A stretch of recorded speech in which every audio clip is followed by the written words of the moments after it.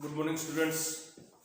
Today we will discuss about the अदिश क्षेत्र की प्रवणता या फिर अपने कह सकते हैं इस टॉपिक का नाम विद्युत क्षेत्र और विद्युत विभव में संबंध, relation between electric field and electric potential.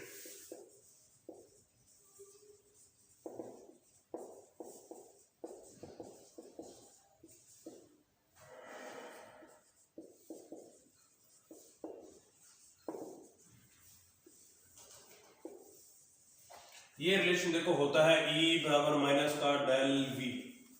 Electric field is equal to the minus of gradient V। या फिर देखो आप जानते हो इलेक्ट्रिक फील्ड क्या होता है और इलेक्ट्रिक पोटेंशियल क्या होता है। अपने एक बार इसके बारे में फिर से मैं आपको बता देता हूँ। द इलेक्ट्रिक फील्ड आपका होता है किसी बिंदु आवेश के चारों ओर का वह क्षेत्र जिसमें कोई अन्य परीक्षण आवेश लाने पर वो क्या करे, बल का अनुभव करे। देखो इलेक्ट्रिक फील्ड क्या होता है, कोई आपका पॉइंट चार्ज है, उसके सराउंडिंग जो चारों ओर का क्षेत्र है उसमें कोई अन्य टेस्ट चार्ज, कोई और टेस्ट चार्ज लेके आएंगे तो वो टेस्ट चार्ज क्या करेगा, एक फोर्स फील करेगा, एक बल अनुभव करेगा। वो बल क्या कहलाता है आपका, उस यूनिट चार्ज के उस टेस्ट चार्ज के कंपैरिजन में आपका क्या कहलाता है, इलेक्ट्रिक फील्ड कहलाता है, विद्युत क्षेत्र कहलाता है। एक बार फिर से, विद्युत क्षेत्र क्या होता है, किसी बिंदु आवेश के चारों ओर का वह क्षेत्र, कोई बिंदु आवेश है आपका, उसके चारों ओर का वह क्षेत्र जिसमें क्या करे, कोई अन्य टेस्ट चार्ज उसमें लाने पर वो क्या करे, एक बल का अनुभव करे। वो बल क्या कहलाता है आपका, इलेक्ट्रिक फील्ड कहलाता है, विद्युत क्षेत्र कहलाता है। इसे ई से डिनोट करते हैं। ओके, अब अपने करते हैं इलेक्ट्रिक पोटेंशियल की बात, विद्युत विभव की बात। विद्युत विभव क्या है आपका, देखो कोई इलेक्ट्रिक फील्ड है, उस इलेक्ट्रिक फील्ड के अंदर कोई आपका पॉइंट चार्ज किसी पॉइंट बी से यहाँ से और इस पॉइंट ए तक लाने में किया गया जो कार्य है, वर्क डन है, वो उसका विद्युत विभव कहलाता है। अपने दो बिंदुओं की बात करते हैं जब बी एंड ए, तो वो कहलाता है पोटेंशियल डिफरेंस, विद्युत विभवांतर। और अपन बात करते हैं अनंत से, कोई आपका अनंत से कोई बिंदु है, उस इलेक्ट्रिक फील्ड में लेके आया जाता है, अनंत से कोई बिंदु इस बिंदु तक ए तक लाने में जो कार्य किया जाता है वो क्या कहलाता है आपका, इलेक्ट्रिक पोटेंशियल। इसके बारे में अपन डिस्कस कर चुके हैं पिछले लेक्चर्स में।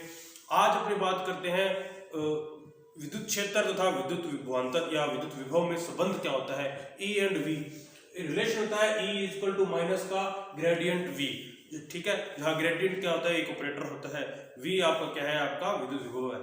आप जानते हो विद्युत विभव है वो क्या है, एक अदिश राशि है, ठीक है, अदिश राशि। तो और जो विद्युत विभव क्या बनाता है, जो क्षेत्र बनाता है, विद्युत विभव क्या बनाता है, जो क्षेत्र बनाता है, उस क्षेत्र को कहते हैं अदिश विभव क्षेत्र कहते हैं, ठीक है। और किसी अदिश राशि के लिए वो क्षेत्र क्या होगा, अदिश क्षेत्र होगा। तो विद्युत विभव और विद्युत क्षेत्र में संबंध ज्ञात करने से पहले अपने क्या करते हैं, अदिश क्षेत्र की प्रवणता के बारे में अध्ययन करना पड़ेगा। तो अदिश क्षेत्र की प्रवणता क्या होती है, देखो इसके लिए मैं आप एक अदिश क्षेत्र बना लेता हूँ। एक अदिश क्षेत्र है आपका इस तरीके से V, ठीक है, और इससे कुछ दूरी पर आगे क्या होता है, एक अन्य विद्युत विभव क्षेत्र है V प्लस डेल V। देखो भी आप लोग पहले क्या है, किसी बिंदु आवेश के कारण विद्युत विभव ज्ञात कर चुके हैं, जो कि क्या आता है, V बराबर K Q अपॉन में R आता है। अर्थात आपका जो इलेक्ट्रिक पोटेंशियल है वो डिस्टेंस के साथ वेरी करता है। इसी तरीके से मैंने किसी आपके स्थान पर बनाया है, इसी दूरी पर आपका विभव V, और कुछ दूरी से आगे बढ़ के उस पर जो इलेक्ट्रिक पोटेंशियल है वो V प्लस डेल V है। मतलब उसमें चेंज क्या है, तो दूरी परिवर्तन से आपको उसमें चेंज क्या आ गया, डेल V का चेंज आ गया। ओके, अब अपने को डिफाइन करना है यहाँ अदिश क्षेत्र की प्रवणता या विभव क्षेत्र की प्रवणता। देखो अगर अपने विभव के क्षेत्र के रूप में विभव ले रहे हैं तो वो प्रवणता क्या कहलाएगी, विभव क्षेत्र की प्रवणता कहलाएंगी। और अगर अपने क्या करते हैं, कोई स्केलर फील्ड की बात करते हैं तो उसमें जो चेंज होगा वो क्या होगा, अदिश क्षेत्र की प्रवणता कहलाती है। अब देखो अदिश क्षेत्र की प्रवणता होती क्या है, इसके बारे में अपने क्या करते हैं, डिस्कस करते हैं। तो अदिश क्षेत्र की प्रवणता, अगर अपने इसकी डेफिनेशन बोले तो किसी अदिश क्षेत्र की प्रवणता उस अदिश क्षेत्र की स्थिति के साथ अधिकतम परिवर्तन की दर क्या कहलाती है, अदिश क्षेत्र की प्रवणता। देखो शब्दों पर ध्यान दो, किसी अदिश क्षेत्र की प्रवणता अदिश क्षेत्र की स्थिति के साथ अधिकतम परिवर्तन की दर क्या कहलाती है, अदिश क्षेत्र की प्रवणता कहलाती है। देखो अगर इसका अपने एक एग्जांपल ले तो इसका एग्जांपल आप क्या ले सकते हो, लिफ्ट के रूप में ले सकते हो। देखो आपको क्या है, ग्राउंड फ्लोर से मतलब फर्स्ट फ्लोर से, ग्राउंड फ्लोर से आपको 5वें फ्लोर पर जाना है। तो इसके लिए आपके पास दो रास्ते हैं, या तो आप लो सीढ़ियां या आप लो लिफ्ट। लिफ्ट क्या करती है, पहले से 5वें माले पर जाने के लिए सीधी दूरी, न्यूनतम डिस्टेंस अपने क्या लेते हैं, उसे लेते हैं और लिफ्ट लगा देते हैं। जबकि सीढ़ियां क्या है, आपको लंबी दूरी तय करनी पड़ती है, दूरी ज्यादा तय करनी पड़ती है। यही आपका इसमें होता है, आपका ये आपका मान लो ग्राउंड फ्लोर है V, और V प्लस डेल V आपका क्या है, 5th फ्लोर है। तो इनके बीच की वह न्यूनतम दूरी, इनके बीच की वो न्यूनतम दूरी, और इसका ये जो आपका विभव क्षेत्र में जो अंतर है, विभव में अधिक क्षेत्र में जो आपके अंतर V प्लस डेल V और V का ये अंतर और इनके बीच की न्यूनतम दूरी का जो अनुपात होता है, रेशो होता है, वो क्या कहलाता है, आपका विभव क्षेत्र की प्रवणता कहलाता है। ठीक है, तो एक बार फिर से इसकी डेफिनेशन देख लो, इसके एग्जांपल समझ लिया। अगर अपने पहले से 5वें माले पर जाने के लिए लिफ्ट का प्रयोग करते हैं, तो मतलब अपने उसकी डिस्टेंस को, फर्स्ट और फिफ्थ की डिस्टेंस को मिनिमम कर रहे हैं, जिसमें आपका समय सबसे कम लगता है। तो वही एक तरीके से ये है भी, किसी अधिक क्षेत्र की स्थिति के साथ उसमें अधिकतम परिवर्तन की दर होती है, वो क्या कहलाती है, आपकी विभव क्षेत्र की, अधिक क्षेत्र की प्रवणता कहलाती है। ओके, तो इसकी अपने रेशन देते हैं। किसी अधिक क्षेत्र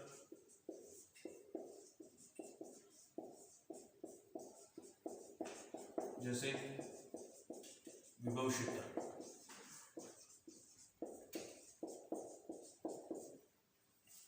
की स्थिति के साथ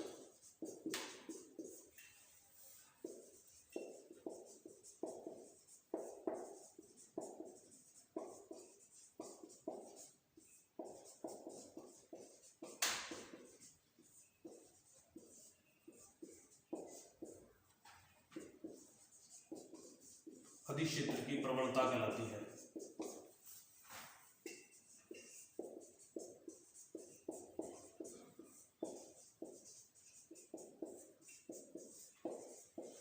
और इसे किसे ग्रेडियंट V से व्यक्त करते हैं। Gradient V is equal to del V over del n n cap. देखो भाई, ये डेल V तो आपको पता लग गया होगा क्या होता है, V आपका जो विभव क्षेत्र है V प्लस डेल V और इस V का अंतर, और जो डेल n है वो है इसके बीच की न्यूनतम दूरी, सीधी दूरी। तो ये है आपका डेल n, और इस ये है n कैप, इसकी यूनिट वेक्टर, इसकी डेल n की दिशा में, डेल n की दिशा में del n cap unit vector. अब देखो भी, मैं एक इसके अन्य किसी पे विचार करता हूँ, किस पे, एक आपकी दूरी है V और del V plus del V के बीच में डिस्टेंस है डेल r, जो डेल n से क्या है, थीटा एंगल बना रहा है। V और V प्लस डेल V के बीच में मैं एक कोई अन्य क्या है, विभव क्षेत्र, कोई सी दूरी की बात कर रहा हूँ, किसी रास्ते की बात कर रहा हूँ, जो कि क्या है, डेल r है। ये एक तरीके से आप यूं मान लो, ये जो डेल n है ये तो है लिफ्ट, और ये जो डेल r है ये आपकी सीढ़ियां है। ओके, तो ये डेल r जो डेल n से कितना एंगल बना रहा है, थीटा एंगल बना रहा है। ओके, तो अब देखो भी, अब ये क्या है, जो विभव क्षेत्र है ये किसी इलेक्ट्रिक फील्ड में है, तो अपने विभव और इलेक्ट्रिक फील्ड आप में एक आप अन्य रिलेशन जानते हो, जो आपका विभव होता है वो किसके बराबर होता है, विद्युत क्षेत्र के रेखा समाकल के बराबर होता है। ये आप पहले प्रूव कर चुके हो। तो डेफिनेशन से विद्युत क्षेत्र की रेखा समाकल की परिभाषा से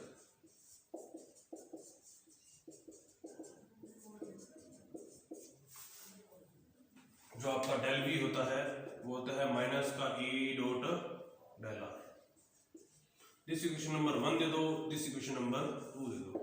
अब देखो, इलेक्ट्रिक फील्ड और इलेक्ट्रिक पोटेंशियल में रिलेशन प्रूव करने के लिए, रिलेशन निकालने के लिए अपने क्या करते हैं, समीकरण 1 का दोनों तरफ डेल R से अदिश गुणा करते हैं, डॉट प्रोडक्ट करते हैं। तो समीकरण 1 का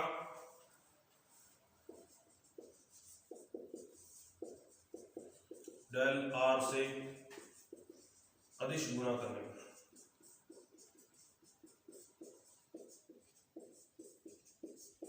gradient V equal to gradient V dot del R equal to del V upon del n dot n cap dot del R। ठीक है, अब देखो भी, ये क्या है आपका n cap dot del r, ठीक है। आप जानते हो a vector dot b vector बराबर क्या होता है, mod of a mod of b cos theta, ठीक है। ए और बी का डॉट प्रोडक्ट क्या होता है, ए बी कोस थीटा होता है।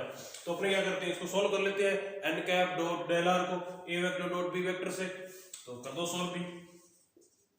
Gradient v dot del r equal to हो गया डेल v अपॉन में डेल एन।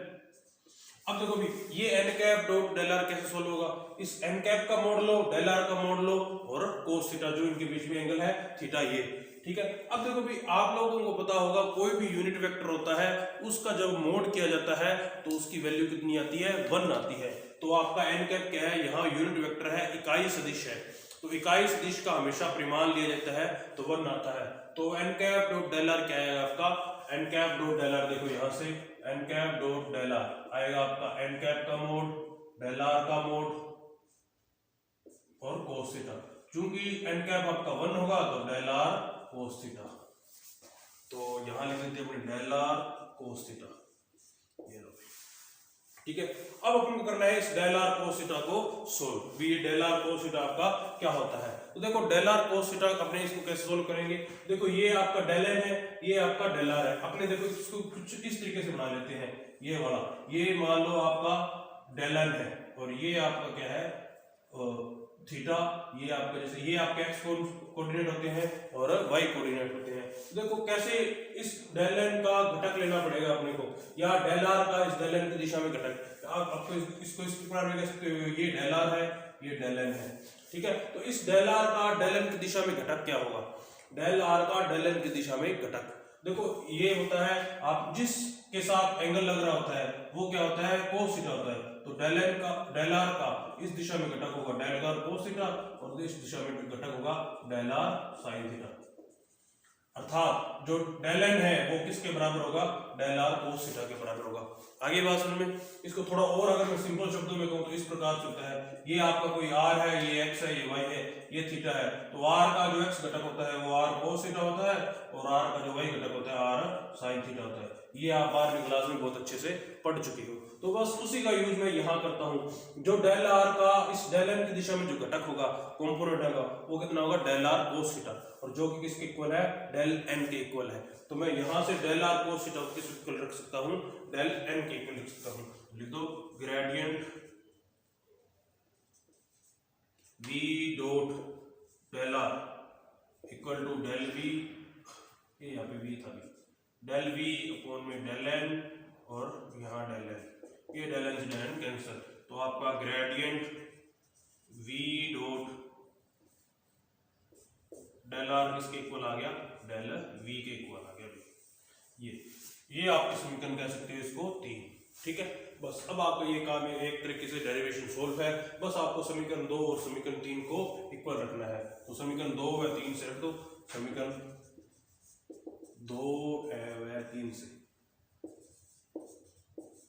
देखो इनके डेल वी ये समीकरण 2 के जो है एक साइड इक्वल है तो अपने क्या है दूसरी साइड में इनके इक्वल रख सकते हैं। तो gradient v dot del r किसके इक्वल आएगा, gradient v dot del r equal to किसके है, माइनस का e डॉट डेल आर, तो माइनस का e डॉट डेल आर, ठीक है।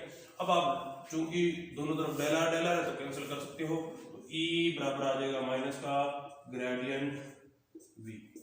देखो ये है आपका विद्युत क्षेत्र और विद्युत विभव में संबंध, जैसा कि मैं पहले बता सकता था। अब ये ग्रेडियंट को भी इस डेल के ऑपरेटर के फॉर्म में लिख सकते हैं, तो e बराबर माइनस का डेल v, ये होता है। जहां आपका क्या है, डेल एक संकारक है, डेल क्या है संकारक, जिसकी वैल्यू क्या होती है i cap del over del x plus j cap del over del y plus k cap del over del z, ये इसकी है वैल्यू। तो आपका इलेक्ट्रिक फील्ड क्या हो जाएगा, E बराबर माइनस का i cap del over del x plus j cap del over del y plus k cap del over del z, और ये आपका V। इस V को आप अंदर भी लिख सकते हो, तो E बराबर आ जाएगा माइनस का minus i cap del V over del x plus j cap del V over del y plus k cap del over del V over del z, ये आपका इलेक्ट्रिक फील्ड और इलेक्ट्रिक पोटेंशियल में relation. ये तो है आपका coordinates coordinate system में। अगर अपने बात करें किसकी, अगर अपने बात करें स्फेरिकल कोऑर्डिनेट सिस्टम की, और जिसमें सिर्फ जो आपका इलेक्ट्रिक पोटेंशियल है वो किस पर निर्भर करता हो, दूरी r पर निर्भर करता हो, तो इलेक्ट्रिक फील्ड और इलेक्ट्रिक पोटेंशियल में क्या रिलेशन होगा, तो वो होता है E बराबर माइनस का del V over del R and R cap. ये होती है रिलेशन, ठीक है। क्योंकि आपको पता है इलेक्ट्रिक फील्ड क्या है, वेक्टर क्वांटिटी है, तो इसके साथ हमेशा इसका डायरेक्शन वेक्टर हमेशा लगता है, यूनिट वेक्टर लगता है। आर कैप क्या बताता है, इसकी दिशा को बताता है इलेक्ट्रिक फील्ड की। और इलेक्ट्रिक पोटेंशियल है वो क्या है, एक विभव अदिश राशि है, स्केलर क्वांटिटी है। तो ये ध्यान रखना। देखो भी इस फॉर्मूले से आप बहुत सारे डेरिवेशन भी सोल्व कर सकते हो। यदि आपको पोटेंशियल दिया है और इलेक्ट्रिक फील्ड ज्ञात करना है तो बड़ी इजीली से ज्ञात किया जा सकता है, और यदि आपको इलेक्ट्रिक फील्ड दिया है या पोटेंशियल ज्ञात करना है तो आप इससे सोल्व कर सकते हो, ठीक है। बस अब देख लो, आपको अगर इलेक्ट्रिक फील्ड दिया है या पोटेंशियल दिया है V बराबर के क्यू अपॉन में R होता है, तो क्या करना है, आपको इलेक्ट्रिक फील्ड निकालना है। तो इलेक्ट्रिक फील्ड के क्या करोगे, इस V का R के रिस्पेक्ट में डेरिवेटिव कर दोगे, तो माइनस का del V upon del R, आप फॉर्मूला होता है R कैप, तो रख दो E बराबर माइनस का डेल अपॉन डेल R, और आपके पास पोटेंशियल क्या है के क्यू अपॉन में R कैप। इलेक्ट्रिक फील्ड क्या हो जाएगा आपका, डेरिवेटिव करो, के क्यू कांस्टेंट है तो कांस्टेंट बार माइनस का के क्यू और 1 अपॉन R हो जाता है माइनस का 1 अपॉन R स्क्वायर होता है, और R कैप आपके साथ ही माइनस माइनस कैंसिल, तो E बराबर आपका के क्यू अपॉन में R स्क्वायर और साथ में R कैप, ठीक है। तो आप पीछे पढ़ चुके हो, किसी बिंदु अवकाश के कारण जो अगर विभव के क्यू अपॉन R है तो विद्युत क्षेत्र ये के क्यू अपॉन में R स्क्वायर होता है, या अगर आप बात करो विद्युत क्षेत्र के क्यू अपॉन R स्क्वायर होता है किसी बिंदु आवेश के कारण, तो उसके कारण जो विभव है वो के क्यू अपॉन R है। अतः जो आपने किया है वो बिल्कुल सही है। देखो एक बार फिर से देख लो, इसी को भी आपने क्या किया है, विद्युत क्षेत्र और विद्युत विभव में रिलेशन ज्ञात किया है। देखो विद्युत क्षेत्र और विद्युत जो विभव में संबंध है ये आपका काफी इंपॉर्टेंट है, इस पे बहुत बार न्यूमेरिकल भी पूछ लेता है, तो इसे अच्छे से देख लो एक बार। देखो विद्युत विभव और विद्युत क्षेत्र में आप संबंध ज्ञात करने के लिए पहले आपको अदिश क्षेत्र की प्रवणता के बारे में ज्ञान होना आवश्यक है। तो अपन ने विद्युत क्षेत्र की विद्युत विभव की अदिश क्षेत्र की प्रवणता को डिफाइन किया है। किसी अदिश क्षेत्र या विभव जैसे विभव क्षेत्र की स्थिति के साथ अधिकतम परिवर्तन की दर क्या कहलाती है, अदिश क्षेत्र की प्रवणता कहलाती है। अदिश क्षेत्र की प्रवणता क्या होती है आपकी, किसी अदिश क्षेत्र जैसे विभव क्षेत्र है आपका, उसकी स्थिति के साथ अधिकतम परिवर्तन की दर क्या कहलाती है, अदिश क्षेत्र की प्रवणता कहलाती है। इसके लिए मैंने आपको एग्जांपल समझा दिया, एक लिफ्ट का एग्जांपल ले सकते हो आप कि या तो अपन सीढ़ियों से जाओ या लिफ्ट से, तो लिफ्ट से जाते हैं तो आपकी न्यूनतम डिस्टेंस कवर होती है, तो वही दर क्या कहलाती है आपकी अदिश क्षेत्र की प्रवणता कहलाती है। जैसे gradient V equal to del V upon del L and cap, ये आपका फॉर्मूला किसका, विभव क्षेत्र की प्रवणता का। और आप विद्युत क्षेत्र की रेखा समाकल से आप जानते हो जो डेल V है वो E डॉट डेल R के इक्वल होता है माइनस का। अब आपने क्या किया, समीकरण A का दोनों तरफ डेल R से अदिश गुणा कर दिया, तो gradient V dot del R equal to del V upon del L and cap dot del R। अब n cap dot del R को मैंने क्या किया, अदिश आपके अदिश गुणा की परिभाषा सोल्व कर लिया। A vector dot B vector equal to क्या आता है, mod of A mod of B cos theta, तो उससे सोल्व किया तो n cap dot del R क्या हो गया, डेल R कोस थीटा, तो डेल R कोस थीटा। चूंकि और डेल R कोस थीटा है, डेल n की दिशा में उसका घटक है, तो मैंने डेल R कोस थीटा को क्या लिख दिया, डेल n, जो कि कैंसिल आउट हो गया। यहां से आपके पास आ गया gradient V dot del R equal to del V। बस इसको समीकरण 2 और समीकरण 3 को किया अपन इक्वल, या फिर रिलेशन आ गया E बराबर माइनस का ग्रेडियंट V या E बराबर माइनस का डेल V, जो डेल आपका क्या है, एक संकारक होता है। इस संकारक की वैल्यू है I cap del over del x, J cap del over del y plus K cap del over del z। Okay, तो E बराबर इसको अपने सोल्व करके लिख दिया, तो माइनस का I cap del V over del x, J cap del V over del y plus K cap del V over del z। इसका अपने एग्जांपल ले लिया, जिससे अपने अगर इलेक्ट्रिक पोटेंशियल आपका K क्यू अपॉन R है, इलेक्ट्रिक फील्ड क्या आता है, K q upon R square R कहता है। ओके, आई होप आपको ये समझ आ गया होगा अच्छे से, तो थैंक यू सो मच।